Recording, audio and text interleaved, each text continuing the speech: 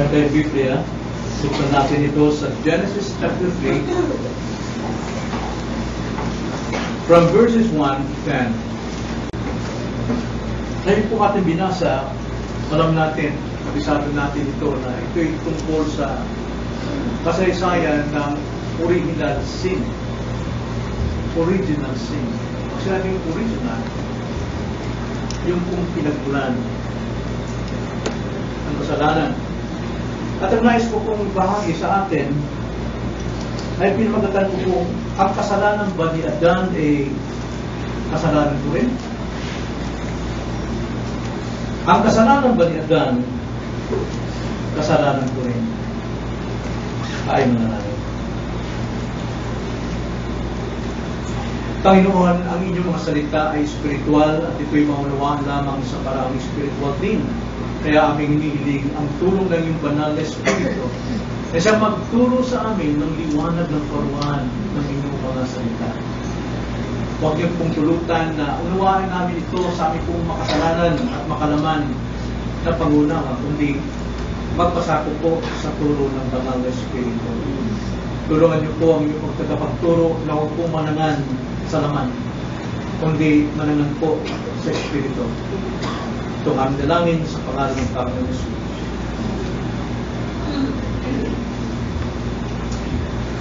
Na alam nyo na ang paksang ito, ngunit napakalagang ating sariwain.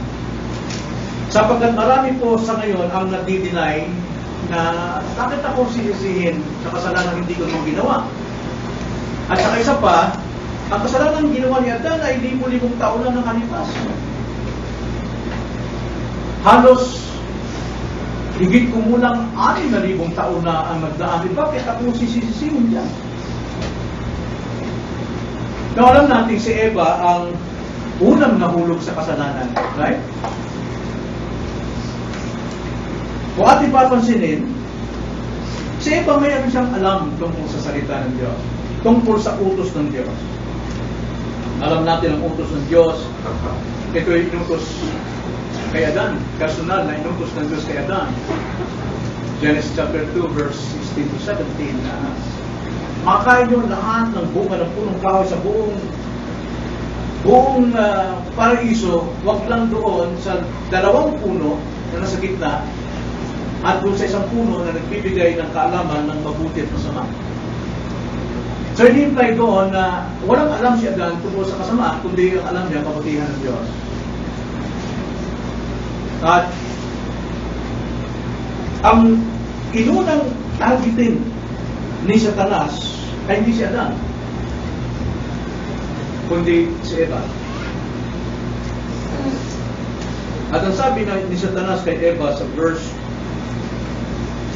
1, sinabi ba ng Diyos, huwag ninyong kakainin ng mula sa alinmang punong kahoy sa halaman? Na hindi sinabi ng Diyos na bawal ang kumain ng alinmang puno sa paraiso, kundi yung isa lang. Pero ang ginamit ni Satanas ay alinman. Ibig sabihin, pinagbabawal ba ng Diyos sa iyo nung kumain? Parang gano'n eh. Sa iba may alam siya. Kaya sabi niya sa verse 2, makakain namin ang bunga ng mga punong kahoy sa halamanan. Tama siya. Subalit, sinabi ng Diyos, huwag ninyong kakainin ang bunga ng punong kahoy na nasa gitna ng halamanan. Right again. Pero may dinagdag siya. Ang sabi niya, huwag din ninyo itong hihipuin, kundi kayo'y mamamatay. Yan po yung delikado sa second-hand knowledge about the Word of God. May komentaryo na kailangan purong dalisay spiritual na gatas ng salita ng Diyos. Subalit, sinabi ng ahas sa verse 4 sa babae, tiyak na hindi kayo mamamatay. Ano bang? Eva, may tinatago ang Diyos sa inyo. Sabi sa verse 5, nalalaman ng Diyos na kapag kayo kumain noon, mabubuksan ang inyong mga mata at kayo magiging Diyos. Magiging Diyos kayo. Mayroon kayong free will na gawin ang gusto nyo. At alam mo, may tinatawag ang Diyos sa inyo eh. Masyadong ang Diyos sakim, ayaw niya maging tulad sa inyo. Magiging tulad kayo sa Diyos.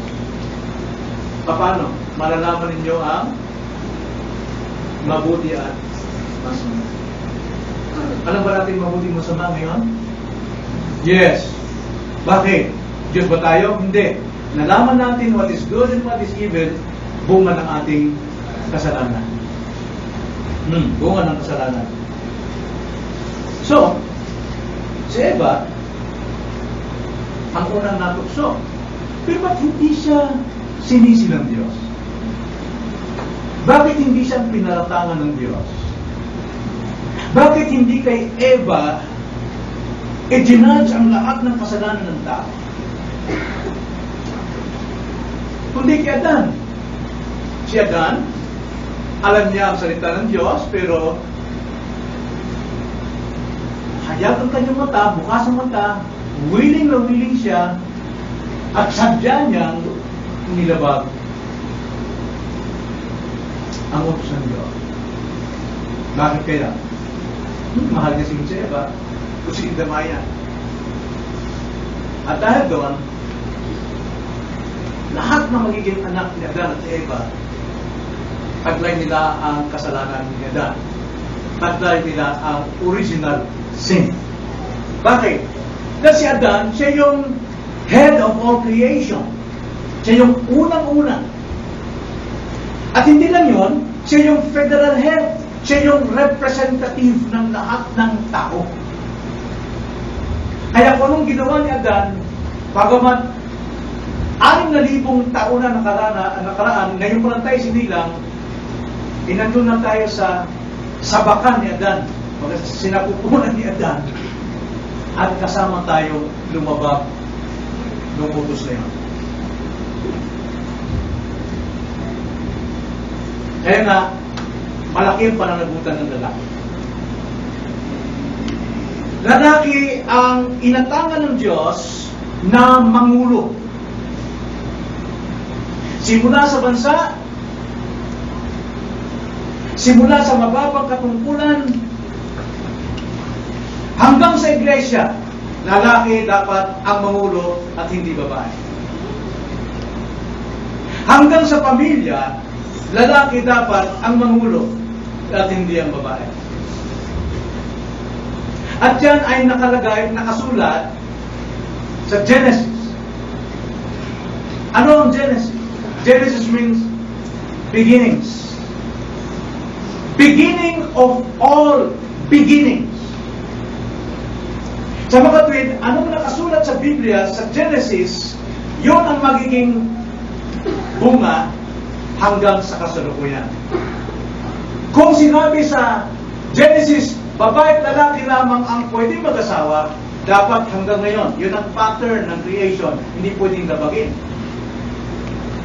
Hindi pwedeng sabihin, ang lalaki pwede mag-asawa ng dalawa o makikabit. Hindi pwede. Genesis, lahat ng simula, yun ang pattern na dapat sundan ng lahat ng tao. Ano mang bagay na nilabag sa Genesis is sin.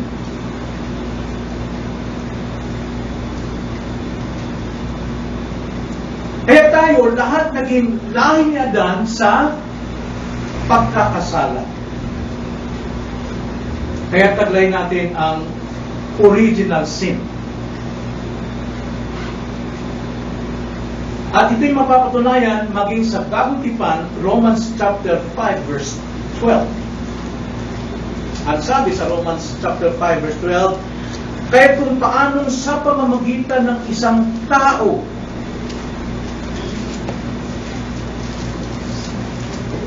ay pumasok ang kasalanan sa sanlibutan. Diba? Just as through one man, sin entered into the world.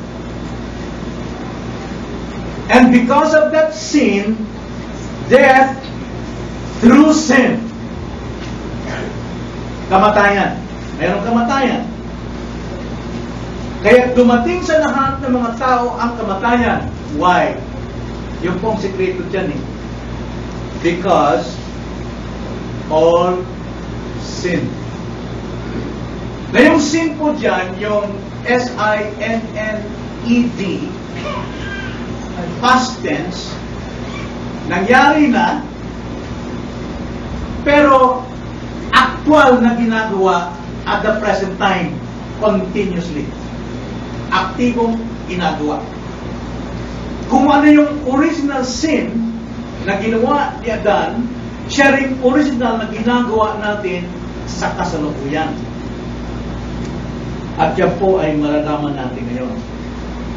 At ngayon, ang ating layunin ngayong umaga ay alamin natin at unawain kung ano ang original sin at ano ang kaugnayan natin dito. Baka obvious na nakita natin.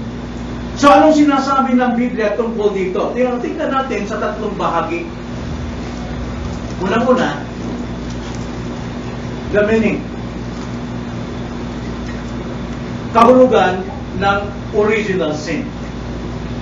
Genesis chapter 2 verse 16 to 17, ganito po ang sabi ng Diyos. Very clear ang sabi. At iniutos ng Panginoong Diyos sa lalaki na sinabi, malaya kang makakakain mula sa lahat ng punong kahoy sa halamanan, subalit mula sa punong kahoy ng pagkakilala ng mabuti at masama ay huwag kang kakain, sapagkat sa araw na ikaw ay kumain niyon ay tiyak na mamamatay ka. Now, dapat nating alamin the meaning of death. Ano ba ibig sabihin ng kamatayan or death? Death means separation. Kapag ang spirito natin and our body separates, mayroong nangyari. Ang sabi doon, death occurs. So, ang death nag-separate. Kaya si Adan, nung time na siya nagkasala at hinatulan ng Diyos, namatay siya agad doon. Ano namatay? Physical ba? No. Spiritual. Adam and God separated na sila. Yun ang unang kasalanan. Spiritual death. Then, dahil dyan sa spiritual death, follows physical death. Ang ating body magsisimula ngayong mabubulo, tatanda, magkakasakit. Pero, ang sabi sa Hebrews 9:27, it is appointed unto man once to die, and after his physical death is what? Judgment. Yun ang tinatawag na the second spiritual death. Pag sinabi niyan, eternal separation from God. Wala na talagang pag-asa pag namatay ka na. Naroon ka na sa impyerno. Okay? Romans 6:23, the wages of sin is death. Ipapaliwanag natin yan maya-maya. So, ang kahulugan po ng original sin, Genesis 2:16 to 17, napakalinaw po doon. Mayroong isang utos ang Panginoon na pinag-utos kay Adan na huwag kainin ang bunga ng punong kahoy. Sa oras na kanyang kainin ito, tiyak na siya'y mamamatay. Tiyak na siya'y mamamatay. At ang kabayaran ng kasalanan ay ang kamatayan. Now, sinabi yan sa Bagong Tipan. Pero mapapansin nyo, yung nangyari sa Genesis, nangyayari pa rin sa New Testament, sa atin. Hindi na si Adan ang tinutukoy, kundi tayo na. Noon, kay Adan. Pero ngayon, sa New Testament, tayo na ito. The wages of sin is death. Tayo ang tinutukoy dito. At ano ba ang kasalanan? Anong kasalanan? Okay, 1 John 3:4. Dito natin sa New Testament, kunin ang meaning ng kasalanan. Nakita natin original sin, ito yung actual sin ni Adam. At ngayon naman sa atin, ang sabi dito sa 1 John 3:4, everyone who practices sin also practices lawlessness. Wala siyang batas. And sin is lawlessness.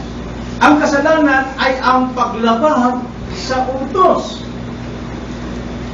Now, tingnan nyo maigi. May inutos ang Diyos kay Adan, nangyari na yan. At ating namanay yung ginawa ni Adan. Taglay natin ito.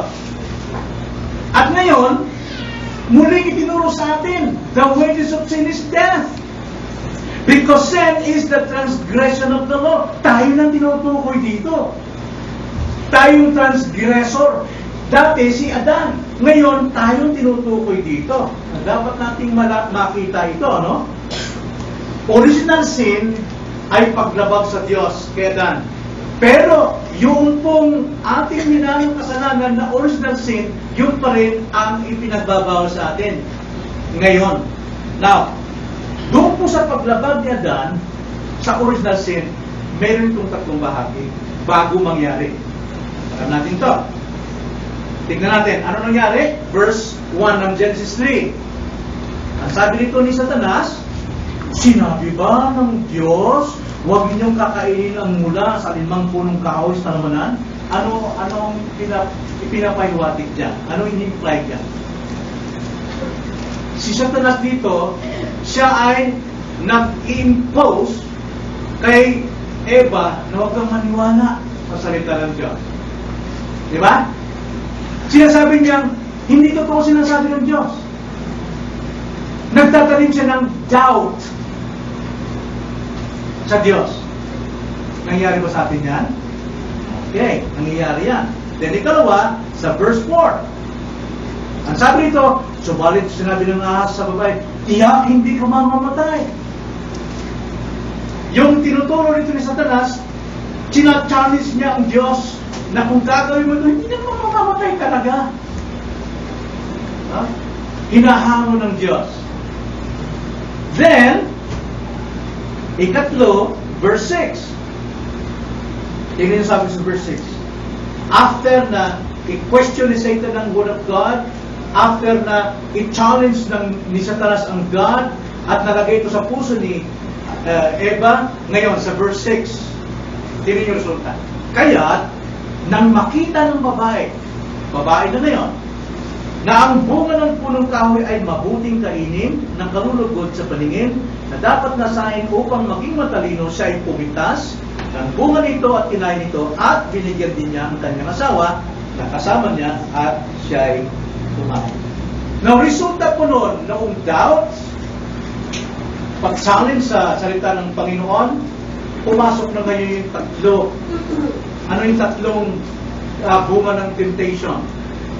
Lust of the eyes, lust of the flesh, and pride of life. Now, alam niyo ba yung tatlong ito na siyang ginawa ni Eva at ni Adan, siya pa rin wina-warning sa atin ngayon na huwag gawin. 1 John chapter 2 verse 15 to 17. 1 John chapter 2 verse 15 to 17. Ang sabi diyan, do not love the world nor the things in the world. If anyone loves the world, the love of the Father is not in him. For all that is in the world, the lust of the flesh, the lust of the eyes, and the boastful pride of life is not from the Father, but is from the world. Now, tingnan nyo. Yung ginawa ni Adan, na pagbabawal ng Diyos, mas maliwanag na pinagbabawal sa atin at the present time. Alam mo bakit? Dahil si Adan bumagsak doon at minana natin. Taglay natin yon. Taglay natin yung kasalanan ginawa ni Adan. Kaya mayroong pagbabawal sa atin ngayon. Napakalinaw po yan. Mayroong pagbabawal. Tingnan niyo muli ang Romans 5:12. Therefore, just as through one man sin entered into the world, and death through sin, and so death spread to all men. Tingnan nyo. Sapagkat, sa pamamagitan ng isang tao, pumasok ang kasalanan. Minana natin, right? At, Ang resulta niyan, naghari din ng kamatayan sa buong sanlibutan. Pero, yung salita ron, and so death spread to all men, ay mayroong pong sagot yung kasunod, because all sin. Paliwanag ko sa inyo. Anong ginawa nang magkasala si Eva, si Adan? Kinwestiyon ng Diyos. Challenge ng Diyos. Tapos, ginawa yung tatlo. Lust of the eyes, lust of the flesh, and pride of life. Ibig sabihin, overall, ginawa nila ang aktong kasalanan. Okay? Tayo'y naging makasalanan dahil minana natin ang kanilang aktong kasalanan. Right? Tama ba? Ngayon, tayo makasalanan na, so therefore, gumagawa rin tayo ng aktong kasalanan. Nakuha nyo?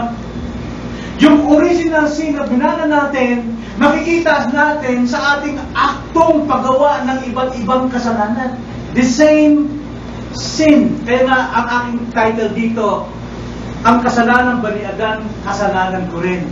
Yes! Pero yung kasalanan na Adan, binana ko, ginagawa ko ngayon. Romans 6:23, the wages of sin is death.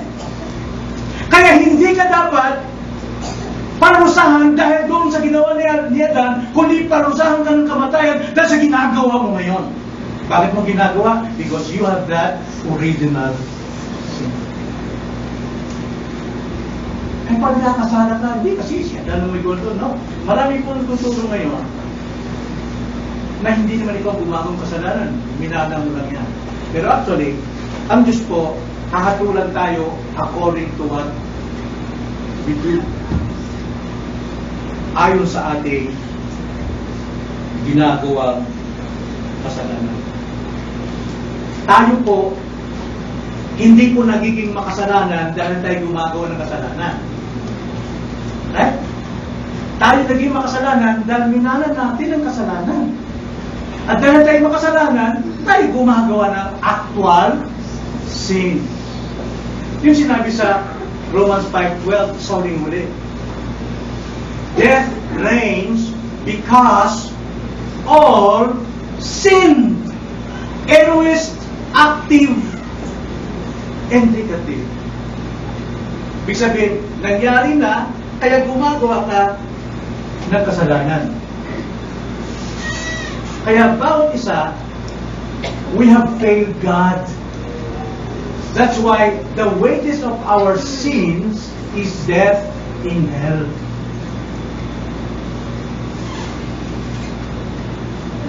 Nilabag natin ng Diyos. Kaya ang hatol po sa atin, hindi yung kasalanan ni Adan, kundi yung ating aktong ginagawa ngayon. Kadalasan, sa aktong ginagawa natin kino-question natin ang Diyos Di ba? Kino-question natin ang Diyos. Bakit bawal ba ito? Masama ba itong ginagawa kong ito? Pas kabutihan naman ito. Nagnanakaw ako dahil gusto ko pamigay yung mga aking ninakaw sa mga may hirap. Di ba? O hinahamon, sige nga. O talagang hindi kalooban ng Diyos to, maghihirap ako. Pero abutin ko yung pangarap ko. O ngayon, yumaman ako O, kung yumaman ako, yung may labag sa Diyos, kung labag sa Diyos yan, dapat hindi ako yumaman. Challenging God. Do not put God into a test. Sabi kasi ni Satan to Jesus, kung talagang anak ka ng Diyos, lumukso ka. Dahil, sasaluhin ka naman ng mga anghel Ang sabi ni Satan, sabi ni Diyos, it is written, get behind me, Satan. Gawa ni Satanas yun doon kay Adan, kay Eva. At the same time, meron, ganun pa rin ginagawa. Ano yung connection ng original sin sa atin? Na 6,000 years ago na nangyari. Malaki po dahil ginagawa natin yung kanyang ginagawa. Then secondly, may nakita natin ang kahulugan ng original sin na may kaugnay sa atin dahil ginagawa natin ang aktong kasalanan. tignan natin ang results ng actual sin. Tignan natin ang mga resulta o consequences of our actual sins. Balikan natin ang naging consequence nito sa panahon ni Adam and Eve nung sila'y malaglag na sa kasalanan. Genesis chapter 3 verse 10. Ang sabi sa verse 9, "Then the Lord God called to the man and said to him, Where are you?" Ibang sabi, where are you, Adam? Kaya sabi nila, tinan mo, ang Diyos, meron siyang hindi alam. Kasi kung alam niya, ba't siya nagtatanong saan si Adam? Yung ba yung tamang ano yun, hindi alam ng Diyos? No. Alam ng Diyos kung saan si Adam. Pero tinatanong niya, binigyan kita ng utos, Adan, pero nilabag mo, nasaan ka na ngayon? Nasaan ka na? Ano nangyari sa'yo? Ang sagot niya, sinabi niya, narinig ko ang iyong tinig sa halamanan at ako'y natakot sapagkat ako'y hubad at ako'y nagkuha. So hindi na makalapit siya Adan sa Diyos. Natatakot na siya, nahihiya na siya, guilty na siya. Doon nagsimula ang guilt, conscience. So, sira ang relasyon ng tao sa Diyos. Yan ang nangyari sa atin ngayon. Sira ang relasyon ng tao sa Diyos. Nagkaroon ng spiritual death. Spiritual separation. At yan po ang makikita nating consequence na ikaw ay separated to God, takot sa Diyos, nahihiya sa Diyos, konsensyado sa Diyos, napakalayo niya sa Diyos. Ang sabi niya, narinig ko, tinig mo, pero ayaw niyang makinig, kaya nagtatago siya. Marami po yan ang resulta rin, ayaw makinig ng mga tao sa Diyos dahil alam niyang makasalanan siya, alam niyang guilty siya. Yan ang resulta. Marami rin ngayon sa atin, kahit nakikinig, maring kasama natin dito, nakikinig man, pero walang layuning sumampalataya. Dahil kapag siya'y sumampalataya, tiyak hindi na masusunod ang hilig niya. Mag-iiba na siya ng landas. Landas na ng Diyos. Ang gusto niya, landas ng sanlibutan. Kaya nakikinig man, pero walang plano o wala talagang gustong sumampalataya dahil alam niya siya'y nakagawa ng labag sa kalooban ng Diyos. Nakukonsensya siya, nahihiya siya, natatakot siya.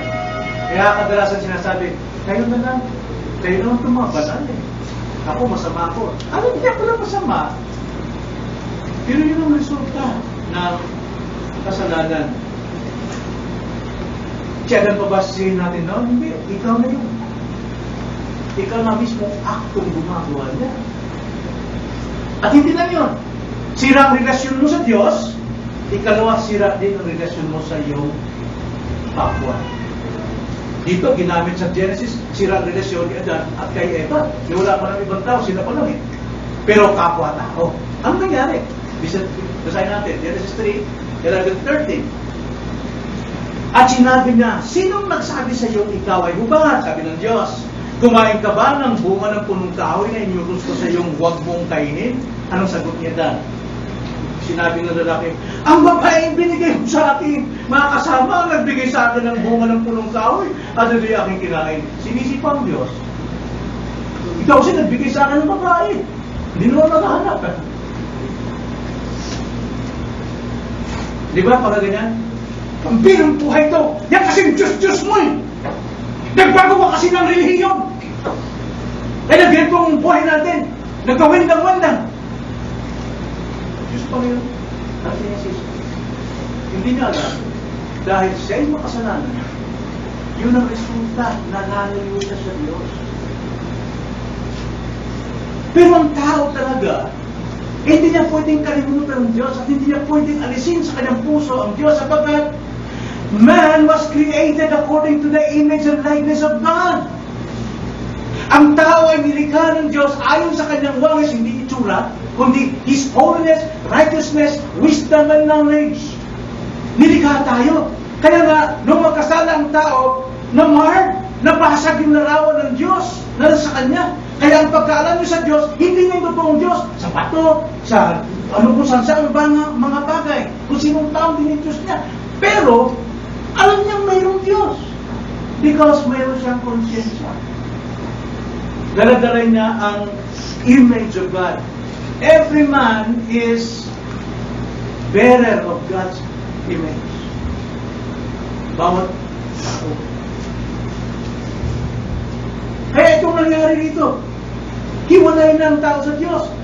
Hindi pa magandang relasyon nila sa kanyang mag-asawa dahil nagsisisihan na sila. Right? Nagkanya-kanyang sisihan. Kasi hindi mo Kristiyano yung asawa ko. Kaya ganyan. Teka muna. Ikaw nga kung Kristiyano eh. Dapat ikaw maunawa sa asawa mo. Ikaw dapat maghiwanag dyan. Turuan mo siya. At pagkatapos, ano ang pinungan nila? Nung mag-asawang si Adan at si Eva, nagkaanak sila bunga ng kanilang pagkakasala. Right? Sino ko lumabas? Si Cain. Sumunod, si Abel. May magandang relasyon ba si Cain at si Abel? Kung anong ugali ng magulang, siya ugali ng kakapatid. Inggitan, lalo na sa pagsamba.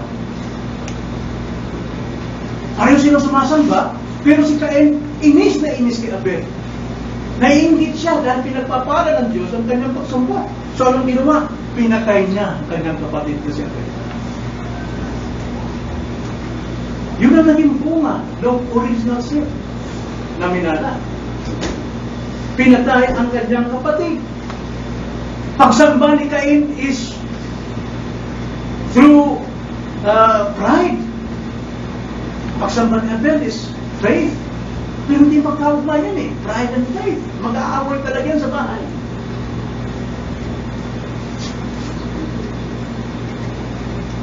Pinatay ni Cain si Abel. Makalipas ang maraming henerasyon, alam nating ginunaw ng Diyos ang buong daigdig sa pamagitan ng baha dahil ang kasalanan puno-puno na. Pero ang naiwan, lahi pa rin Adam, si Noah at kanyang mga anak, mayroon pa rin kasalanan. Kaya ang bunga nito, naku, ganun pa rin siya. Nangyari hanggang sa panahon ni Jose. Anong ginawa kay Jose? Binenta ng mga kapatid. Pinagbubugbog. Bagat mabuti ang pakita ni Jose sa kanyang mga kapatid, naging savior siya sa buong bansa ng Ehipto. Pero masama ang turing nila tayo. Kaya dyan nagsimula po ang away, labanan ng bansa sa bansa. Mamamayan, mga citizen at gobyerno, hindi magkaunawaan hanggang sa ngayon. Mga kumpanya at empleyado, bangayan ng bangayan. Magpamilya, anak at mga magulang, asawa sa kapwa-asawa, hindi magkaunawaan. Maging sa loob ng iglesia, may inggitan, may division. Dahil lahat tayo makasalanan. Ngayon kung walang Diyos mag-intervene sa ating buhay, kung hindi plano ng Ama na siya magsugo ng kanyang anak para mamatay sa mga ugali ng mga tao ito, sino maring maligtas sa daigdig nito? Wala po. Magpapatayan tayong lahat. Kung wala po ang providence of God, kung wala po ang biyaya ng Diyos, kung wala po ang kanyang awa sa atin, kung wala ang kanyang restraining power mula sa ating pagkamakasalanan, kung ako'y kriminal, papupulan ko pa yung lahat ng ulo, wala makakabigin sa akin. Pero salamat sa pag-intervene ng Panginoon through His grace, nakukontrol ang ating sinfulness. Nakukontrol ng Diyos, yan pong binubunga ng original sin. Hanggang ngayon, nakikita natin yan. Mismong tao ng aktong gumagawa, kung paano ang aktong ginawa ni Eva at ni Adan ang kasalanan paglabag sa Diyos, the same with us sa atin din. So nakita natin ang kahulugan ng original sin, then the consequences of that actual sin. Nakita natin ngayon ang biyaya ng Diyos. The solution. Ang solusyon ng actual na sin. So, ang Diyos natin, matalino siya. Sino tayo, sabi sa Romans chapter 9, verse 23-24. Sino tayo ang magsabi sa Diyos, bakit mo ako nilikha ng ganito? Bakit mo ako ginawang ganito? Wala kang karapatan. Dahil mayroong karapatan ng palayo sa kanyang gumagawa ng palayok na ikaw gagawin kitang basurahan. Ito naman gagawin kong isang florera ng bulaklak. Wala. Ang kailangan sa atin, submit to God's will. Yes? Gusto ko ibaon yun sa atin. Ng Diyos, nagplano. Before the foundation of the world. Bago pa lamang likhain ang daigdig. Heavens and the earth. Before, wala pa yan. Eternity. God planned already. Na siya mayroong mga taong ililigtas. So therefore, para po mangyari yung plano ng Diyos sa kanyang nilikhaang sanlibutan. Right? Dahil lahat na nangyari sa libutan, hindi po aksidente kundi sa plano at kilos ng Diyos. Providensya. Pag sabing providensya, God's work in His creation. Walang nangyaring aksidente. Pati yung pagbagsak natin sa kasalanan, plano ng Diyos, pero hindi ang Diyos may gawa niyan. Sino may gustong bumagsak sa kasalanan sa ating pinag-aralan? Ang Diyos ba? Hindi. Sino? Si Satanas ang utukso, pero kaninong will? So, tao ang naghanap ng kasalanan. Pero dahil dyan, nagplano ng Diyos. Sasama rin natin, John 3:16, anong plano ng Diyos? Ang sabi sa John 3:16, For God so loved the world. Sinong world ito? Yung kanyang mga minahal na nilikha according to His image and likeness. Right? For God so loved the world that He gave His only begotten Son, that whoever believes in Him shall not perish, but have eternal life. Ipinlang ng Diyos na ibigay ang kanyang bugtong anak upang mamatay sa krus sa mga taong sasampalataya sa Kanya. At hindi sila ang mapaparusahan sa impyerno, kundi si Kristo ang tumanggap ng parusang para sa kanila. Yung tuon, yung wrath of God sa sin na pasan ni Christ, doon niya pinagsak. Kaya maunawaan natin ngayon ang sabi ni Christ sa krus, my God, why hast thou forsaken me? Dahil hindi makita ng Diyos, hindi makatingin ng Diyos sa kanyang anak na pasan ang buong kasalanan ng sanlibutan. At hindi niya rin kayang tignan ng kanyang anak ay nagdurusa ro ang kailangan dito'y mamatay, for the wages of sin is death. Tanging kamatayan lamang. At ang kamatayan ni Kristo, yun ang makapaglilinis sa atin. Saan? Anong kasalanan? Original sin. Pero hindi talaga yung original sin, kundi yung curse of sin. The wages of sin is death. Yun ang tinubos ng Panginoon sa atin, yung sumpa ng kasalanan na tayo dadalhin sa impyerno. Pero, sa ating panahon ngayon, nagkakasala pa rin tayo. Ano yung pinapatawad ng Panginoon sa atin? Yung sumpa ng kasalanan, ginagawa natin. Romans chapter 7, mayroon pa tayong remaining sin, yung Kristiyano tayo. Araw-araw nagkakasala ka. Pero forgiven yun. Yung future, yung past, yung present, and future, forgiven ng Diyos sa pamagitan ng ginawa ni Kristo sa krus. Right? Pero yung pong consequence ng ating mga actual sins, nakakasira pa rin ang ating buhay. Kaya we have to confess it kasi pinatawad na ng Diyos yun. Dahil kung hindi pinatawad ng Diyos yun, ano ang confess natin dyan, hindi rin magpapatawad ng Diyos. Bakit po magpapatawad ng Diyos pagka kinonfess natin? Dahil namatay na si Kristo, yung kanyang bugtong na anak, na siyang tubos ng ating past, present, future curse of the sin. So, sinabi sa John 3:16, whoever believes. Hindi sinabing sino mang magsisikap. para siya ay patawarin. Sino man ang pumasok sa mga relihiyong malaki para maligtas, hindi. Whoever believes.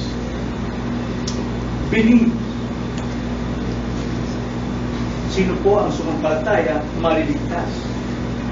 Pag sinabing whoever believes, hindi rin sa pilitan. Right? Hindi sa pilitan. Kundi, kusang pananampalataya. Now, sino mapupusa? Yun lamang, mga binagong puso. Ano natin yun? Doctrine natin yan.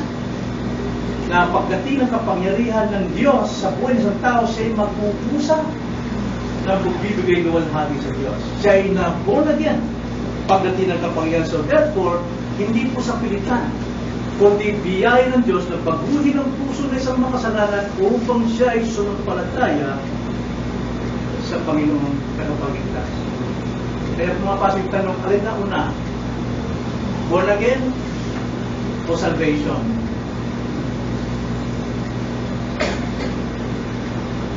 Alin na una? Baka nanatili pa kayo, bakit na maligtas pa na para mag-born again? Huh? Hindi kayo ang turo ng Biblia. You must be born again. You must be born again. Unless a man be born again, he cannot see what is in the kingdom. He cannot enter the kingdom of God. Kaya ma-born again siya, nang sa ganun makita niya ang kanyang tagapagligtas na si Kristo. Yung kanyang panampalataya, hindi yung dahilan para siya maligtas. You cannot be saved by your faith. But faith is the instrument to receive salvation from Christ. Kamay yun. Dahil ang Savior natin si Christ, ang tagapagligtas natin si Christ, hindi yung ating panampalataya. Mahabang kwentuhin yan. Tingnan nyo, Ephesians 2:8-9. Ang sabi sa Ephesians 2:8-9, for by grace of God, you have been saved. Saved. Through grace. By grace, by grace you have been saved through faith. Yung pananampalataya ngayon, ang dahilan para matanggap mo yung kaligtasang biyaya. So, faith is an instrument to receive the grace of salvation. Kaya ang sabi dyan, it is the gift of God. What? Salvation, grace, and faith is a gift from God. Not a result of works, so that no one may boast. Not as a result of works, so that no one may boast. Yan po ang nangyari. The solution po ng ating mga actual sins because of our inherited sin is Christ's redemption. Ang katubusan ni Kristo. Isinakripisyo ang anak na si Jesucristo bilang kabayaran ng ating mga kasalanan. 1 John 2:2. Ang sabi ko sa 1 John 2:2, and He Himself is the propitiation for our sins, and not for ours only, but also for those of the whole world. Hindi lamang sa ating mga aktong Kristiyano na, but also for the whole world. For God so loved the world. Sino yung kanyang mga world nito? Ang kanyang mga binirang before the foundation of the cosmos or the earth. Sabi diyan, siya ang kabayaran para sa ating mga kasalanan at hindi lamang para sa atin kundi para din sa kasalanan ng buong sanlibutan. Bakit po niya ginawa ito? Well, 1 John 4:10. Sabi diyan, in this is love. Not that we love God, but that He loved us and sent His Son to be the propitiation for our sins. Ginawa ng Diyos na sakripisyo niya ang kanyang anak upang maranasan natin ang kanyang pag-ibig. Hindi dahil kayo umibig sa kanya, kaya pinagdanas niya kanyang pag-ibig sa atin. No. He loves us first. Kaya ang ating tugon ngayon ay pwede na tayong umibig sa Diyos. So, ano po ngayon ang implikasyon nito sa atin ngayon? Paano ka maliligtas? Marami po nagsasabi, mag-altar call ka, then you will say.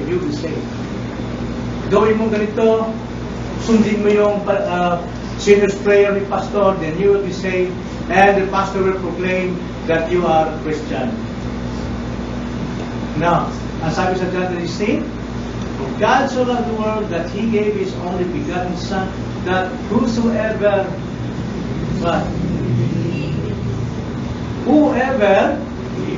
approach to the altar, gano'n ba?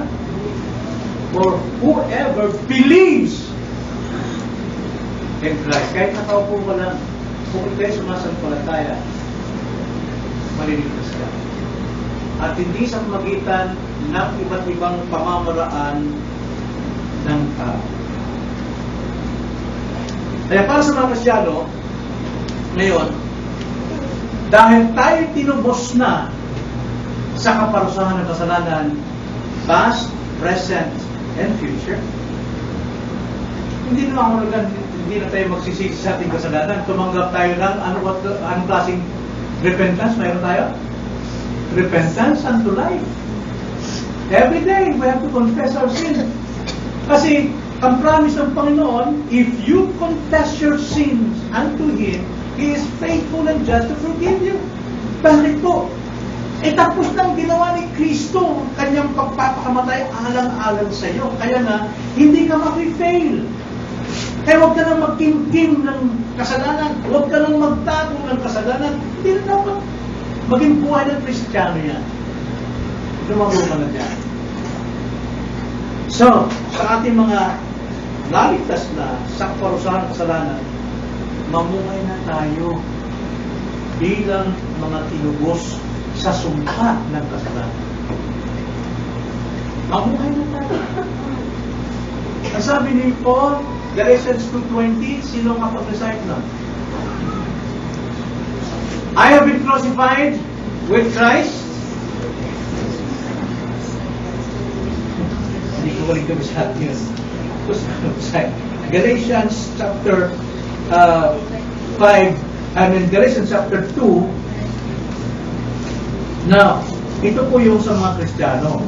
Pero kung hindi ka pa Christian, hindi apply ito sa iyo. Kailangan magkaroon ng tamang relasyon with Kristo. Sabi nito, I have been crucified with Christ, and it is no longer I who live. Hindi na ako sa aking sarili. No? Very proud, na masyadong yabang, hindi na ako yun. But Christ lives in me. And the life, yung aking buhay ngayon, kasalukuyan, which I now live in the flesh, the sinful nature natin, may pag-eliminating sin, I live by faith in the Son of God who loved me and gave Himself up for me. Kaya nga, pamuhay po itong buhay ko ngayon, kay Kristo na siyang nagmahal sa akin. So every time I commit sin, I confess. Ako ay magpo-confess ng aking kasalanan. So, itigil na natin ang hayagan at sadyaang actual sin. Marating magkasala, totoo yan, hindi natin alam. Pero yung sinasabi dito, actual sin. Kung ginagawa natin, nagiging pattern natin yung actual sin, sadya natin ginagawa, question natin pagiging Kristiyano, baka hindi ka pa Kristiyano. Baka hindi ka pa Kristiyano. So sa pamilya, nag-asawa, tigil na yan. Mamuhay tayo kay Kristo. Pamuhay natin sa pananampalataya kay Kristo. Sa trabaho, sa iglesia, saan man. Totoo nagkakasala tayo, mayroong remaining sin, pero kung sadyain palagi ang ginagawa ng kasalanan, questionable yun. Alam nyo, hindi ba nagagawa yan ng mga Kristyano? Nagagawa yan. Pero hindi dapat mangyari. Pwede mong gawin yan, anytime. Pero yung will mo mas malakas na sundin ang kalooban ng Diyos. Kinukontrol mo na yung iyong sinful will. bayan ni Pablo. Ang kausap ni Pablo ito, mga Kristiyano na. Naitigil na yung ganyan klaseng kasalanan, hayagan, sadyaan. Itigil na. 1 Corinthians 6:9 to 11. Ang sabi ni Pablo sa mga taga-Corinto, dahil ito yung magugulo at nagkakasala mga miyembro dito, ang sabi ni Pablo, 1 Corinthians 6:9, hindi ba ninyo nalalaman na ang mga masamang tao ay hindi magmamana ng kaharian ng Diyos? Di ba totoo yun? Mga unbelievers? Di ba? Huwag kayong padaya. Ang mga mapakyapin, mga sumasamba sa Diyos-Diyosan, mga ngalunyan, mga binabai, mga bakla, mga nakikiapit sa kapwa lalaki, mga magnanakaw, masasaking, mga maglalasing, mga mapagmura, o ang mga mangganganso ay hindi magmamahal ng kaharian ng Diyos. Alam niyo yan, yan ang gawa ng mga unbelievers. Pero sabi niya sa 11, at ganyan kayo noon. Ganyan kayo noon. Ganyan tayo noon. Ganyan ang mga ilan sa inyo noon. Subalit, nahugasan na kayo, ginawa na kayong banal, at inaring ganap na kayo sa pangalan ng Panginoon sa Kristo at sa Espiritu ng ating Diyos. Kaya itigil nyo na ang ganyang gawang kasamaan.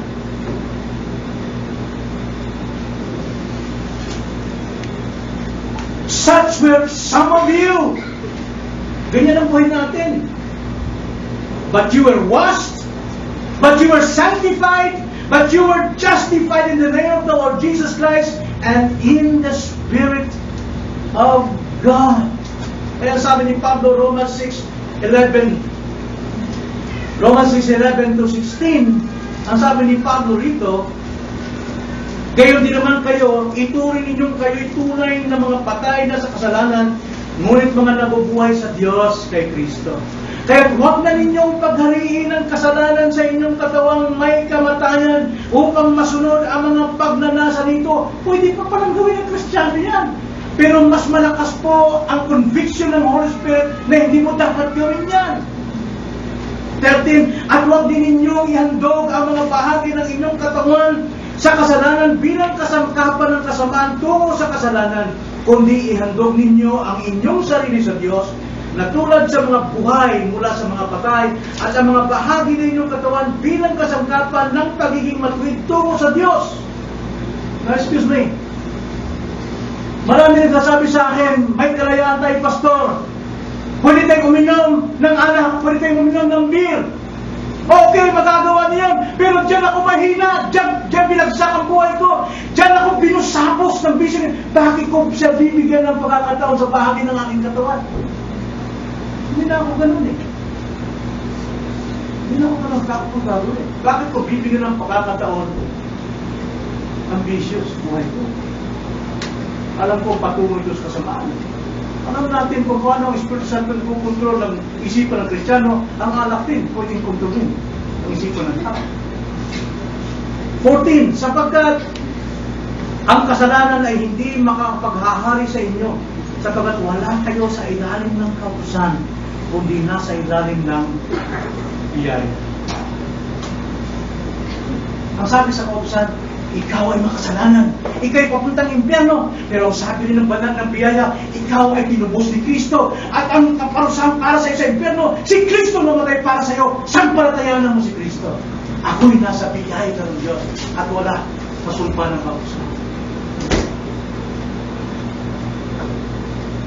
At para sa mga hindi pa sure na sila'y Kristiyano, paalala ko rin sa inyo mga kapatid, hamon. Ito para sa lahat ninyo. Hindi pa huli lahat. Hindi pa huli lahat. Bakit ka pa nananatili sa kalagayan mo? At tingnan nyo lang. Bakit ka nabubuhay pa ngayon? Bakit yung mga kaibigan mo namatay na? Bakit yung mga taong minamahal mo namatay? Mga mababait na tao namatay na. Pero bakit ikaw na nabubuhay ka? Pag-isipin mo yan.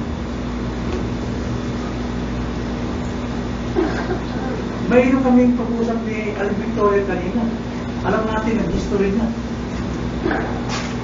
Dahil sa depression, gusto niyang itigil ang kanyang buhay. Pero sa biyaya ng Diyos, pinatili siyang buhay. Nagdusa siya sa consequence ng kanyang ginawa. Pero may biyaya ng Panginoon. Ngayon naranasan niya. Ngayon niya naunawaan ang hulugan ng biyaya ng Panginoon. Sabi niya kanina, noon hindi ko alam kung ano yung mga pinagsasabi ng mga pangangaral na ito. Pero ngayon naunawaan ko na. Ito na yun ng Diyos. Totoo yan. Bakit ka nabubuhay ngayon at narito ka sa gawain ito upang ipakilala sa iyo na ikaw ay dapat maniwala sa Diyos at sumampalataya sa Kristo. Kaya hamon ito sa inyo. Bakit hanggang ngayon hindi mo pa maibigay ang buhay ng Kristo? Anong dahilan? Bakit nagalilangan ka? Hindi totoo. Ilang mensahe pang kailangan para sa iyo? Hindi lang sandang mensahe, hindi lamang 500 mensahe na gayaya sa iyo, gusto mong buhay mo yung Kristo. Ano pang hintay? Ano ba kailangan mo? Hindi ka ba nag-iisip? Hindi ka ba nagkakasya? Nagkakaroon ba na ikaw ay nanatili pa buhay nino?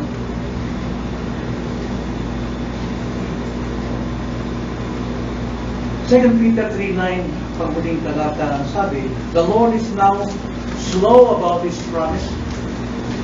Some counts slowness, but is patient toward you, not wishing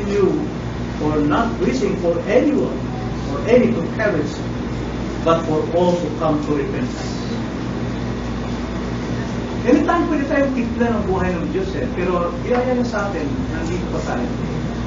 Sapagkat, sinabi, kay Peter sabi ng mga tao, saan yung Diyos yung sinasabi mo? Namatay ng mga magulang ko, namatay rin ito. Pero hindi mo nakikita. Bakit hindi ka namatay ngayon? Dahil sabi ni Pedro sa verse 9, hindi mabagal ang Panginoon tungkol sa kanyang pangako. Nagaya ng kapagalang tinuturo ng iba, kundi matyaga sa inyo na hindi niya ibig na sinuman ay mapahamak, kundi ang lahat ay dumating sa pagsisisi. Repent. Sisi. Sampalatayanan si Kristo. Sinugo ng Panginoon Diyos si Kristo upang sumampalataya ka sa Kanya, hindi ka mapapahamak, hindi magkaroon ka ng buhay. So, anong kaugnayan ng kasalanan ka dyan? Malaki sa atin. Pareho. Actual sin. Ang batayan ng parusa ng Diyos. Ayaw na lang.